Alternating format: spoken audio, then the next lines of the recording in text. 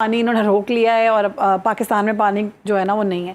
अब ये जो इंडिया रहा है ये मूडी का इंडिया है। हम इस खित्ते का वो वाहिद मुल्क है जिसकी हुकूमत के पास अपना तेल जखीरा करने की वेयरहाउस नहीं है। और अब सूरत हाल इस हद तक पहुंच चुकी है कि हमारे जो खेत हैं वो बंजर होने की सूरत तक पहुंच चुके हैं।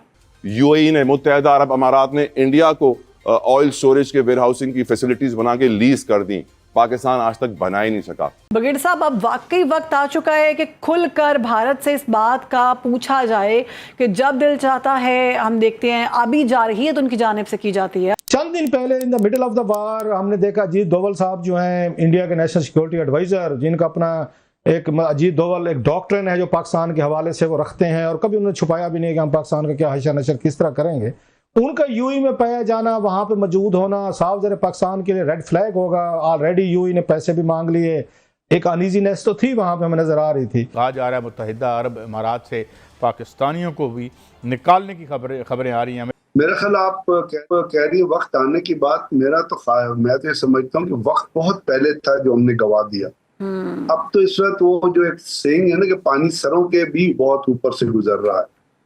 जब वक्त था तो उस वक्त हमने मुकदमे ही नहीं लड़े कि भारत डैम जब बना रहा था तो हमारी हुकूमत और हमारे जो इंडस वाटर के चेयरमैन थे सो रहे थे, बल्कि वो भारत जाके भी सो गए थे एक साहब। जी जी। अब लोग कहते हैं कि उनको पैसे दिए गए थे या क्या दिया गया था, और किसी हुकूमत ने जो over a period of time रही है, इतनी दुख की बात है कि पाकिस्तानियों के मुस्तकबिल से खेला जा रहा था, लेकिन उस वक्त की हुकूमतों ने कोई सीरियसनेस नहीं शो की कि भारत को रोके।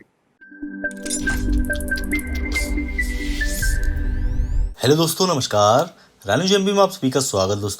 दोस्तों भारत दुश्मन पाक को पीएम मोदी ने जो पानी वाला झटका दिया है उसका असर अब पाकिस्तान में दिखने लगा है। भारत को हमेशा जंग की धमकी देने वाला पाक अब भारत से बात करने की गुहार लगा रहा है। पाक मीडिया की एंकर का लाइव टीवी पर इस बात को लेकर दर्द झलका है कि भारत ने पाकिस्तान का पानी रोककर पाकिस्तानी खेतों को सुखा दिया है।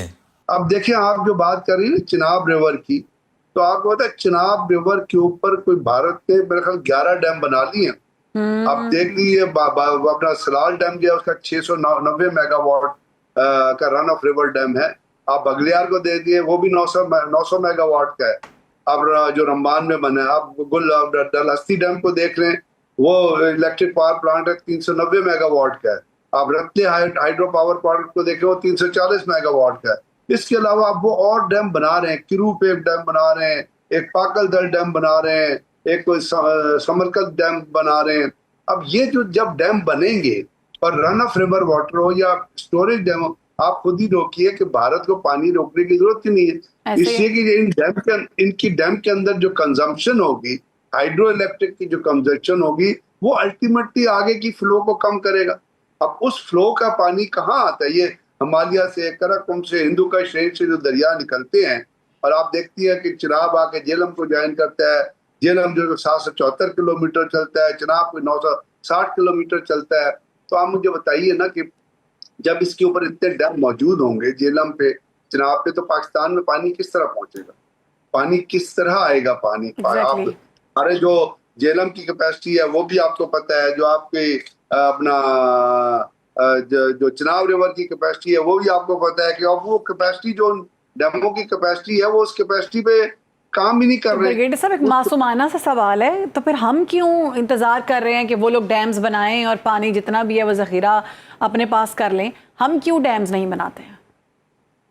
यही तो मैं भी अर्ज कर रहा हूँ, यही तो हमारी कौम का सबसे बड़ा अलमिया है कि जिस वक्त इस चीज को रोकना था और जिस वक्त इस चीज को इंटरनेशनल अदालतों में लेके जाना था, या जिस वक्त इस भारत को, उस वक्त की हुकूमतें जो आज ही की यही पार्टियां हैं जो आज हुकूमतों में है, यही उस वक्त भी हुकूमतों में थी। दरमियान में परवेज मुशर्रफ की हुकूमत आई थी, दरमियान में इमरान खान की भी हुकूमत आई थी। हम तो हमारी हुकूमतें तो, I am sorry to say, but they had been sleeping over the issue, they were not bothered के क्या कर रहा है भारत, क्या कर रहा है। बल्कि हम आईसीजे में, हम इंटरनेशनल कोर्ट में मुकदमा लेके भी गए थे। उन्होंने सवाल ये किया था, गालबन अगर मैं गलत नहीं कह रहा तो, उन्होंने कहा जी आपका पानी तो चलता है पूरे पंजाब में, मतलब है जैसे मराला सेंटर होता है या जेलम सेंटर होता है, रावी सेंटर, वो पानी चलता चलता जाके अरेबियन सी में गिर जाता है। आपने रास्ते में कितने डैम बनाए हैं उसको रोकने के लिए? एग्जैक्टली। हमारे पानी अगर आपने कंज्यूम करना था, जब भारत पानी छोड़ता है तो आप देखती हैं कि पंजाब में, लोअर पंजाब में और सिंध में किस तरह की तबाही आती है, और हर साल आती है। अब तो हर साल तबाही आती है, और हम उसके लिए पैसा जमा करते हैं, हम उसके लिए डोनेशन मांगते हैं, हम उसके लिए दुनिया कहते हैं आए जी हमारी मदद करें, हमारे मुल्क में सैलाब आ गया, लेकिन हम रास्ते में डैम नहीं बनाएंगे। यानी आपको रास्ते में कोई ऐसे 4-5 स्टोरेज डैम बनाने चाहिए, 6-7 स्टोरेज डैम बनाने चाहिए। जहां अब कालाबाग डैम बनना था, कालाबाग डैम अगर बनता तो कितनी स्टोरेज कैपेसिटी आपकी डेवलप होती, और कितना पानी वहां जाके रुकता जो आगे ना जाता, बल्कि कालाबाग डैम की स्टोरेज कैपेसिटी फिर आप वहां से नहरें निकाल के अपनी मर्जी के मुताबिक पानी छोड़ सकते थे। तो क्या कालाबाग डैम बन गया? क्यों नहीं बना? कभी सोचिएगा। यहाँ पे पाकिस्तान की पॉलिटिकल पार्टीज हैं जो भारत से पैसे लेके कालाबाग डैम की मुखालफत करती रही हैं। यहाँ पे वो एक सेल्फ नरेटेड सा इशू, एक सेल्फ कंसीव्ड इशू जनरेट किया गया कि जी अगर कालाबाग डैम बन गया तो नौशेरा डूब जाएगा। जो वापडा के चेयरमैन थे, जो गवर्नर फजल हक थे, उनके भाई थे एक जमाने में, उन्होंने ब्रीफिंग दी थी बाकायदा ज़ियाउल हक के जमाने में कैबिनेट को कि जी नौशेरा नहीं डूबेगा, लेकिन बस ज़ियाउल हक ने भी नहीं बनाया।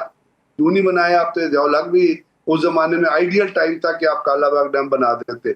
मुशर्रफ के जमाने में आइडियल टाइम था कि आप कालाबाग, क्योंकि पॉलिटिकल गवर्नमेंट के दरमियान तो डैम नहीं बन सकते, वो तो इन्हीं किस्म के इशू को लेके चलेंगे कि फिर नौशेरा डूब जाएगा, फलाना डूब जाएगा, ये डूब जाएगा, वो डूब जाएगा।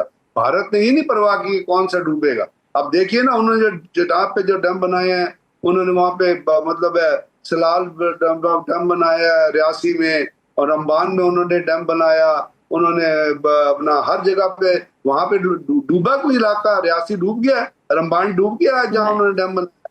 तो बात यह है कि वो देवर कंसर्न कि हमने इसको पाकिस्तान को किस तरह, वो उस वक्त इस पॉलिसी पे अमल कर रहे थे। आज हम रोएंगे तो फायदा कोई नहीं होगा, because Bharat is in controlling position. वो जब चाहे, जब वो डैम, जब देखिए ना आपने पिछले दिनों देखा होगा कि जब उनका डैम भर जाता है वो दरवाजे खोल देते हैं तो पाकिस्तान में सैलाब आ जाता है। अब एक तो वैसे अपनी जमीनों को बंजर कर रहे हैं, दूसरी तरफ से वो भी दहशतगर्दी करते हैं जब पाकिस्तान के अंदर उनके डैम खोलने की वजह से सैलाब आ जाता है। तो हम क्या उसके ऊपर what aggressive action we are taking, other than कि हम फिर दुनिया की चीखना शुरू कर देते हैं, लाओ जी लाओ पैसे दो सानू, हमें जी रिलीफ की चीजें दें जी। फिर वो रिलीफ की चीजें पता चलती है यहाँ जो आती है टर्की से, जो रिलीफ की चीजें आई थी वो वापस होकर दोबारा टर्की चली गई थी कि वहां पे जल्जला जब आया था, ये भी याद रखिएगा जी। तो हमारे तो ये चीजें, ये बड़ा सीरियस इशू है। अब सोचना ये है कि इसको पॉलिसी लेवल पे अब किस तरह एड्रेस किया जाता है, क्योंकि जैसे आप फरमा रही हैं और ठीक कह रही हैं कि पाकिस्तान के अंदर जो किसानों की जो जमीनें हैं वो बंजर हो जाएंगी, वो बंजर हो जाएंगी तो उनको कहाँ, मतलब कहाँ से हम पानी सप्लाई करेंगे? एडिशनल पानी कहाँ से आएगा? आप ट्यूबवेल से तो, इतनी जमीनों को ट्यूबवेल से तो पानी नहीं सप्लाई कर सकते ना। आपके ऑलरेडी आजकल आप देखिएगा कि अब जो फसल है उसके अंदर अभी भी आपको प्रॉब्लम नजर आ रहा होगा कि आपकी जो मैक्सिमम कैपेसिटी पे जो गंदम प्रोड्यूस होनी चाहिए, बाकी चीजें पट्स कपास होनी चाहिए, वो नहीं होती। आप उसकी शॉर्टेज में चले जाते, उसकी शॉर्टेज में। तो फिर बताइए फिर अब जवाब कौन देगा इसका? मेरा तो ख्याल है इसका जवाब हमारे पास तो है नहीं। जिन्होंने जवाब देना है वो तो उम्मन अपनी चीजों में मसरूफ रहते हैं। दे आर नॉट बॉदर्ड के कॉमन आदमी को क्या परेशानियां या किसान को क्या परेशानियां हो रही हैं।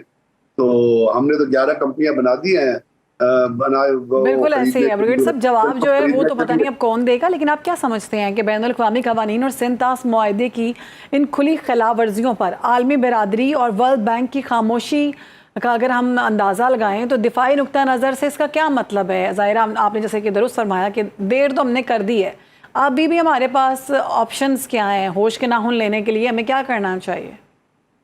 ऑप्शन तो यही है कि जैसे सिंतास मुआहदा है ना, उसमें वो बायलैटरल नहीं है, उसके अंदर world bank is the guarantor, और वो वर्ल्ड बैंक के कहने पे अब सिंतास मुआहदा जो हुआ था उसके लिए 1960 में पाकिस्तान की लीडरशिप तो इंडिया नहीं गई थी ना, नेहरू आया था पाकिस्तान, और उसके बाद वो सिंतास मुआहदा जो है वो अपने उसमें साइन किए गए थे, और उसके अंदर वर्ल्ड बैंक जो है वो गारंटर है। तो आप इसको उस तरह उसको हैंडल कर ही नहीं सकते। So Pakistan has to take up it to the world bank level and to the बिल्कुल ऐसे है। ब्रिगेड साहब, मार्का हक का अगर हम बात करें तो माए दोबारा से आ चुका हुआ है, तो मार्का हक में भी इन लोगों की जानिब से ये सिंतास मुआहदे का बहुत जिक्र किया गया, इसकी खिलाफ वर्जी की गई, ये भी कहा गया कि हम आपका पानी रोक देंगे, और नाकाम कोशिश जो है वो नज़र भी आई। जो इनकी आवाम थी, मासूम आवाम, मैं उनसे कहूँगी कि उनको वाकई लगता था कि पानी इन्होंने रोक लिया है और पाकिस्तान में पानी जो है ना वो नहीं है।